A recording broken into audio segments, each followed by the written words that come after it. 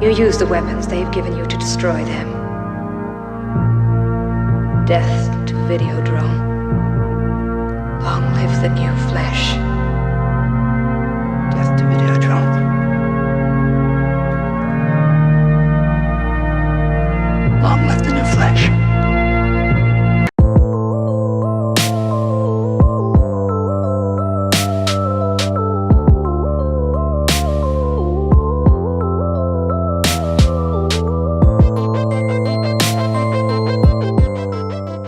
Videodrome is written and directed by David Cronenberg and stars James Woods in the lead role. So Videodrome didn't win the last patron poll, but it came a really close second. So I decided to review it for that, and also just because this film is just really long overdue for me. This is a film that I've been meaning to watch for at least 3 or 4 years now, and my lazy ass just never got around to it. David Cronenberg's Naked Lunch was actually the patron poll winner, and I just put out a review for that yesterday, so if you haven't checked that out yet, please do. And also, if you're not a $1 patron yet, it would be really awesome to have you on board and to get a lot more people voting in these polls. It would mean so much to me. So Videodrome is one of those sci-fi horror type films that I've honestly heard nothing but great things about going into it. It's really easy for me to kind of expect what I'm going to see in this. All of Cronenberg's films just have these incredibly impressive practical and prosthetic works that are incredibly surreal and grotesque in a lot of ways. And so I was obviously expecting that in this film, and I damn sure got it. But one thing that I have to say is that I'm not quite sure if I love this film as much as most people do. But I do plan to rewatch it at some point because it seems like there is a lot beneath the surface with this one, as pretty much every Cronenberg film that I've seen has a lot beneath the surface and a lot to analyze and read into.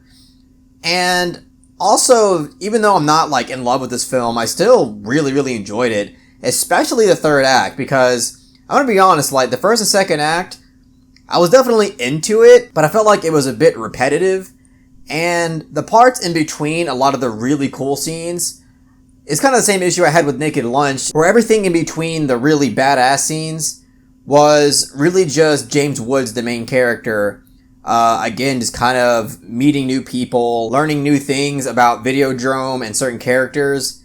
And a lot of it was just incredibly expositional, to where I feel like the dialogue just didn't seem to be all that captivating and clever enough, because a lot of it seemed incredibly straightforward and a little bit one note, because if it wasn't a character that was just explaining details to the audience and to the main character, it was just, in terms of theme, to me it just seemed really simplistic and not really offer that much nuance to the topic, which the topic is, really interesting, and it's really relevant today, that has to do with the fetishization of violence and whether or not that has a huge influence on society, and whether or not these kind of violent and sexualized content, whether or not that is something that should be tolerated, whether or not that's something that we should be concerned about, or whether or not that's something that should be embraced because it could serve as, a healthy outlet for people who do have issues and can kind of like purge and take out their fetishes on this kind of crazy type of content. And even though the first two acts had plenty to offer in terms of theme, again, a lot of it came off a bit on the nose, and it didn't really seem to offer that much in terms of it being really complex. And again, like the parts in between, just when it comes to characters explaining stuff, and you as the audience learning new things, it didn't seem to be really expressing itself in a really captivating type way. But then we get the third act of this film that I think is quite incredible, to be honest, because the third act kind of really changed my mind on this film as a whole, because the first two acts I was like, okay, like this is coming off as just kind of an average movie to me that just has some really batshit visuals. But then the third act gets really experimental and a lot more nuanced, a lot more abstract, and I feel like, again, it became something that I felt like was worth rewatching and something that was worth looking into and worth analyzing. There was actually, like, when it came to the third act, there was things that I still don't quite understand, and it's one of the reasons why I kind of really want to revisit it, because the third act is just really creative and just offers a lot, and it doesn't come off like nonsensical in the same way that Naked Lunch does, even though I really like Naked Lunch. I think the nonsensical part of it is incredibly purposeful. But here, like, it looks like if I read into it, you know, I can, at least with this, I can kind of wrap my head around a lot of the things that it's offering in terms of imagery and in terms of its intentional ambiguities. And I just thought it was a really fun third act. Like, it was a wild ride, that third act, and I was really, really impressed by it. And, you know, the whole, like, death to Videodrome, long live the new flesh. Death to Videodrome, long live the new flesh!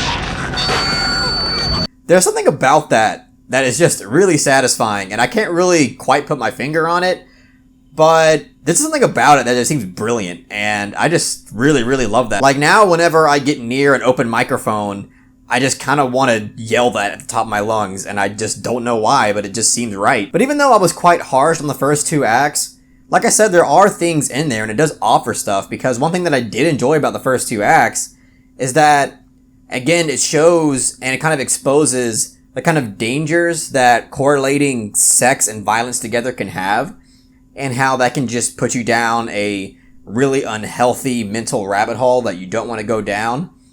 And I like how when your mind has been desensitized and exposed to that correlation, there's just no going back. Like, I remember there was this scene where a cigarette is used for something sexual but also violent, and then the next scene you see James Woods looking at, you know, somebody lighting a cigarette, and it's like he can't view that the same way anymore.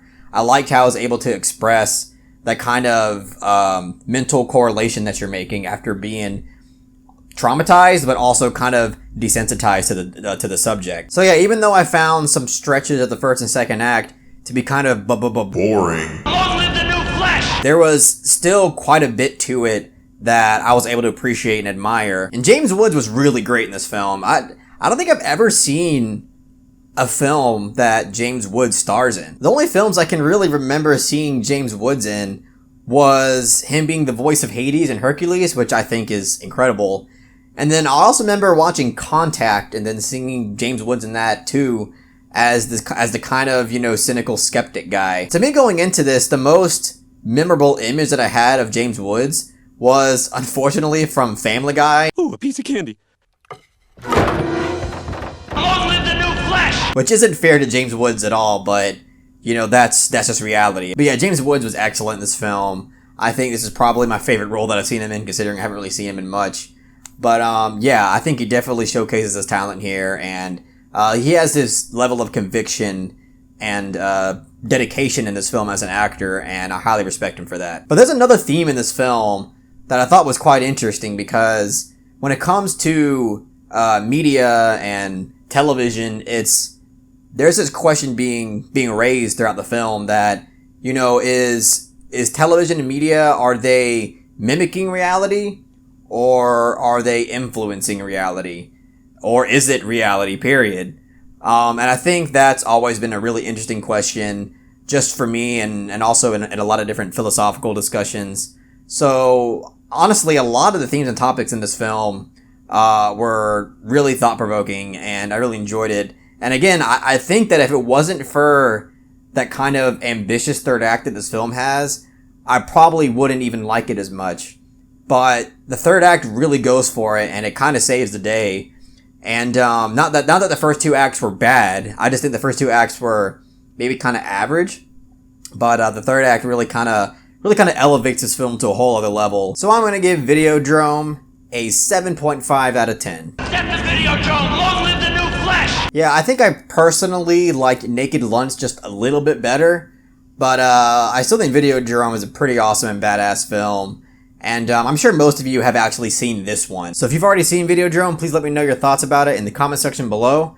And I've got another Patreon poll up, and I'm going to show it to you right now. These are the options. So if you'd like to vote on these films and you're not a $1 patron yet, and if there's something that really interests you, I would highly recommend it. It would really help me out, and it would just mean the world to me if you did that. Anyways, if you really enjoyed what I had to say about Videodrome, please give this video a thumbs up and share it amongst your friends. And don't forget to subscribe to the channel to be updated on more film-related content. Long live the